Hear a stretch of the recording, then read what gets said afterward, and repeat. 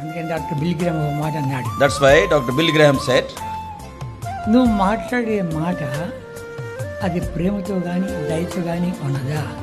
మొట్టమొదటి ప్రశ్న అది. the first question is, the words which you are speaking, are they full of love and compassion?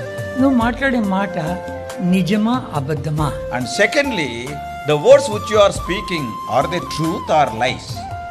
మూడవది, Third one. నువ్వు మాట్లాడే మాట అవసరమా అనవసరమా? And the third thing is, the words which you are speaking, are they necessary or unnecessary? ఈ మూడు ప్రశ్నలు వేసుకో అంటాడు. So before speaking, ask yourself these three questions. మనం దినానికి 1,00,000 మాటలు మాట్లాడుతూ ఉంటే ఇంక 3 ప్రశ్నలు అంటే 4 లక్షలు అయితే మొత్తం. So per day we are speaking a minimum of 1,00,000 words. If we ask these questions, and it will be fourfold. అది మనం ప్రాక్టీస్ చేసుకోవాలి. You and I have to practice it. ఎన్నో ప్రాక్టీస్ చేసుకోవాలి. So many things we have to practice ourselves.